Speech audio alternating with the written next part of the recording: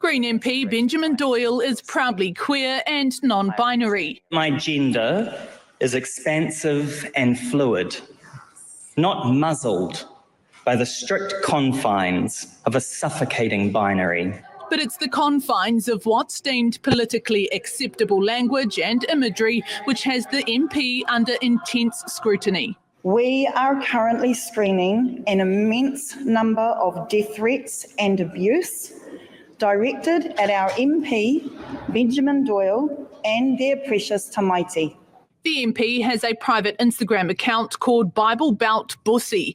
The MP's child is at the centre of allegations after a photograph of them, which one user has chosen not to publish, appeared alongside a series of other photographs with the comment "Bussy galore," which is a sexual reference. There are a number of far-right conspiratorial actors who are imputing meaning to that. And the long bow that they seem to be drawing is that by virtue of use of that terminology, that the rainbow community poses a real-world threat to children. Yeah, and that's always been the thing with the idea about groomers and stuff. It's automatically you're implying this whole group of people are a danger to an area. Just so we know, it doesn't come up in this, but I've been in communication with people, shall I say, aligned to the Greens today. I've found out some interesting information and the history of that word. It's not actually bussy, it's the Aussie part of it, which a couple of years ago was like a word of the year for a group in America, which I'll show you as well to bring some context to how the ending letters, the Aussie, is used in all sorts of different ways as well. But we'll go on and hear what the keeper of the crypt had to say about it. The allegations took a feverish hold on some social media users, including the Deputy Prime Minister, Winston Peters, demanding the media ask questions. What is your understanding of what it means and what do you take? What does bussy galore mean? What does it mean with all those photographs? Why have the 52 posts been taken down? Have you seen them?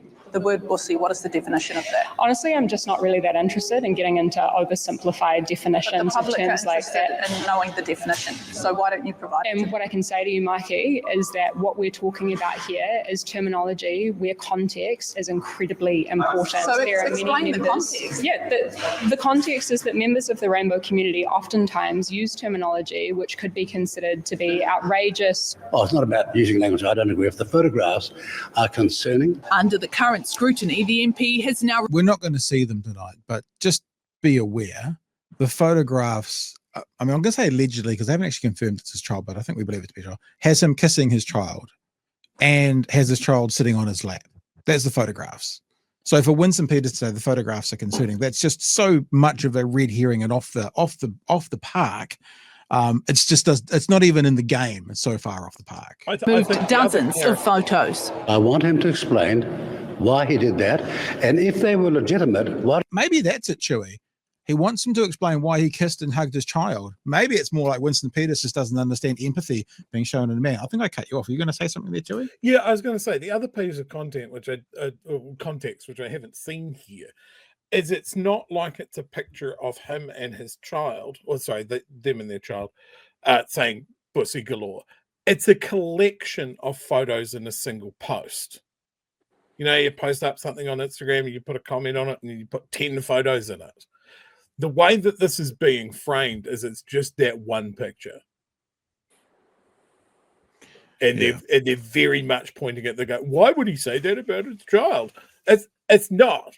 It's not. It's about a collection of photos with a collection of people in it. Yeah. It's just right. one. This has got about 90 seconds. We'll just get to the end.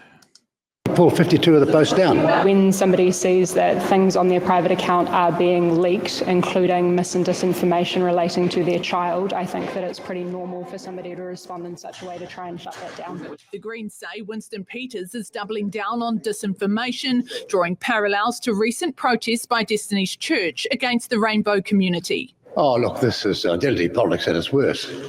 It's virtue signaling at its worst. You know, I just thought that language was... What do they say about every accusation from the right is a confession? Identity politics? He thinks what the left is doing is identity politics? Sorry? Inappropriate. If that was one of my MPs, I think you would rightfully be scrutinising me about what I'm doing about that social media language being used. A sensitive issue. You're talking to the wrong guy. With both sides. Serious threats, Mikey. What happens now? Yeah. Well, the Green Party told media today that We don't normally do the stand-up afterwards, but Mikey gives some information as about the serious nature of the threats that have been made. So I want to play it just so we're all aware. Benjamin Doyle won't be back at Parliament this week. Obviously, there is a lot of stress on their family, and there's also those serious concerns around security. Now, just on that, One News understands that Parliamentary Services is currently working with the MP around those threats, whether violence or threat to their life. Those threats, they are being escalated where necessary to police. We have reached out to police to see whether they are investigating either the threats or, of course, the innuendo, the allegations that were raised in that story of mine. Now, police do not make it a habit to answer individual cases, so there's no great response from them there. Of course, politically, the Green Party were hoping that the Prime Minister, Christopher Luxon, would step in and perhaps dampen down some of this issue, take some of the heat out of it. But we saw there in my story that Christopher Luxon has condemned the language being used by the Green MP. He said it wasn't appropriate. So look, this issue not over anytime soon. No. There you go. So there's the One News story coverage of it. Marty, you haven't had a jump in yet. So I've got your story up as well if you want to refer to it or anything else. But other than that, sir, your thoughts? It's been a pretty grim day, you know.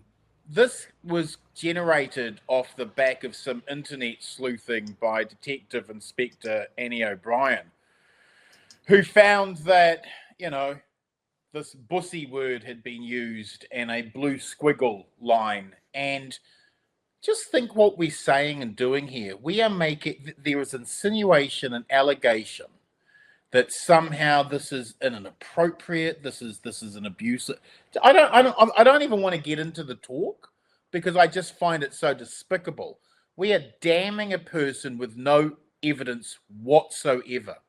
Now, far be it for three heteronormative white cis males to sit around and discuss queer terminology or non-binary activist language. Can I just, for someone, it's a word that suddenly everyone's an expert on. Can I just point people to two things? One, yes, there is a crude homosexual terminology of a boy's vagina. That's the idea. That's where the word originates from. But there was a difference of the use of the word.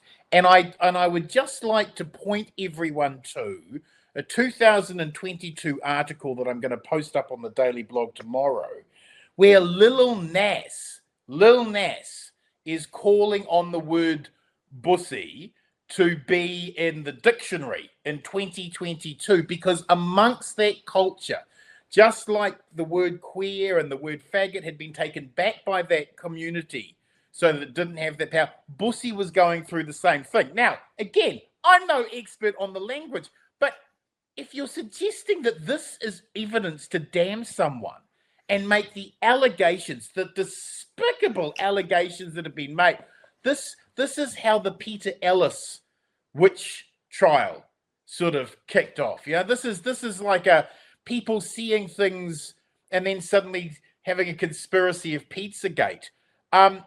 Nothing has been proven. Terrible allegations have been made, and it's a dirty, dirty kind of ugly politics.